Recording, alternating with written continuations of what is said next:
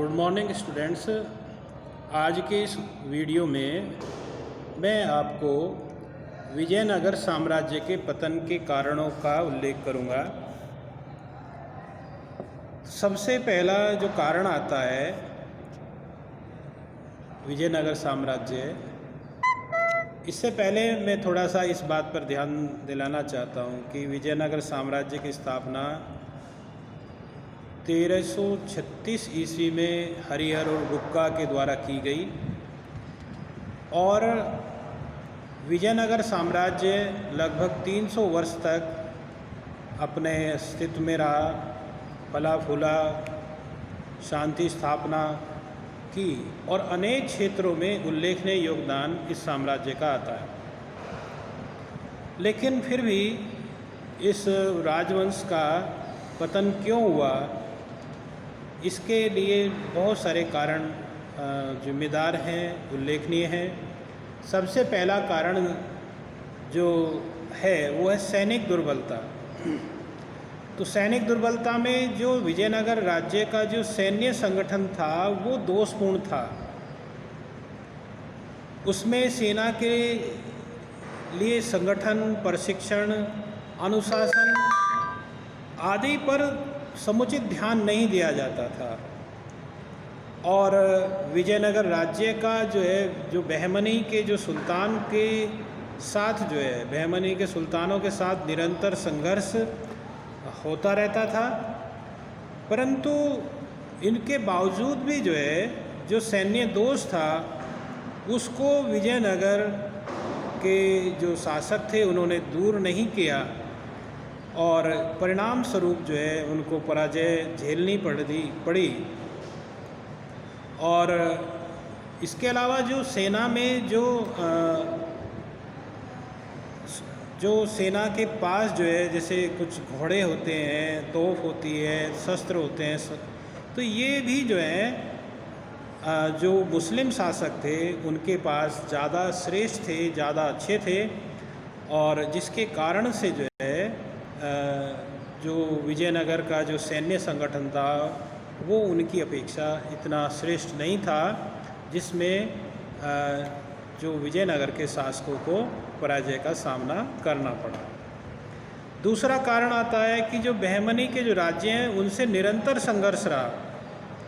तो विजयनगर के जो पड़ोसी जो जितने भी ज़्यादातर इसकी सीमाएं थी, उसके सीमाओं पर मुसलमान बहमनी राज्य के राज्यों से इसकी सीमा लगी थी, जिनसे निरंतर उनका संघर्ष होता रहता था। इस तरह से उनकी शक्ति जो है वो नष्ट होती रहती थी और जिसके ऊपर जो है राजकोष भी जो है रिक्त होता चला गया और परिणाम स्वरूप जो है जो विजयनगर का जो संगठन था उसका विघटन जो है बहुत जल्दी होना शुरू हो गया।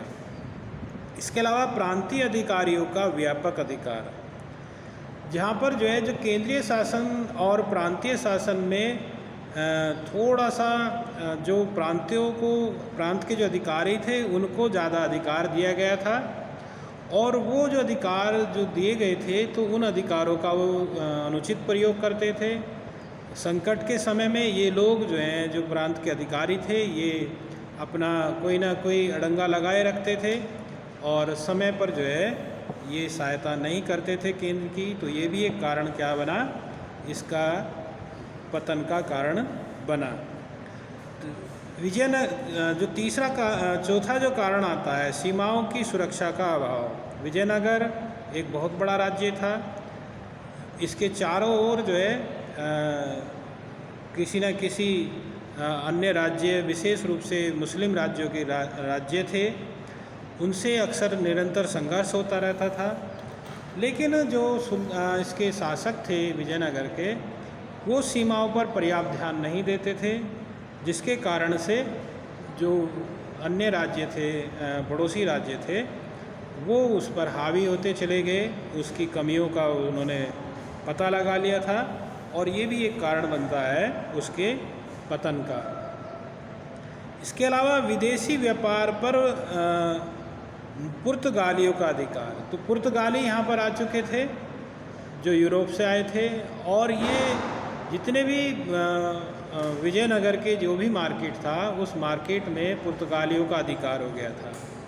इस तरह से जो स्थानीय जो भी व्यापार था वो उसको घाटा हुआ और इसके कारण से विजयनगर के आय में कमी हो गई और व्यापारियों को सुविधाओं तथा प्रभुत्व विस्तार के लिए विजयनगर की आंतरिक राजनीति में हस्तक्षेप करने लगे और षड्यंत्र करने लगे। इसका मतलब जो पुर्तगाली भी जो थे वो यहाँ की जो कमियों से वाकिफ हो गए और उनका राजनीति में भी कहीं ना कहीं हस्तक्षेप हो गया और आर्थिक स्थिति में तो उनका वो था ही। और एक और विशेष कारण आता है अयोग्य उत्तराधिकारी।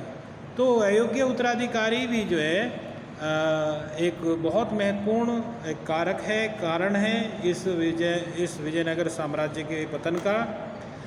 अगर हम इसमें देखें तो कृष्णदेव राय के अलावा और कोई इतना श्रेष्ठ राजा, इतना अच्छा राजा कोई अन्य नहीं हुआ, कुशल सम्राट नहीं हुआ जो इसके हर क्षेत्र पर, हर प्रदेश पर, हर बाउंड्री पर वो ध्यान रखता। तो एक विजयनगर का केवल कृष्णदेव राय को छोड़कर बाकी जितने भी सम्राट हुए वो जो है इतने अधिकारी, वो इतने प्रबल शक्तिशाली दूरदर्शी सम्राट नहीं थे जितना कि कृष्णदेव राय। और उसके बाद जो है जितने भी शासक बने उनमें दूरदर्शिता की कमी थी, वो अयोग्य थे और परिणाम स्वरूप ये हुआ कि राज्य में अनेक विद्रोह होने लगे जिसको दबाने में उनकी शक्ति व्यर्थ होने लगी और इसका लाभ जो है विदेशी राज्यों ने, वो बाहर के राज्यों ने, मुस्लिम राज्यों ने उठाया और इस तरह से इस इस विजयनगर साम्राज्य का पतन हो गया। आज के इस वीडियो में इतना ही।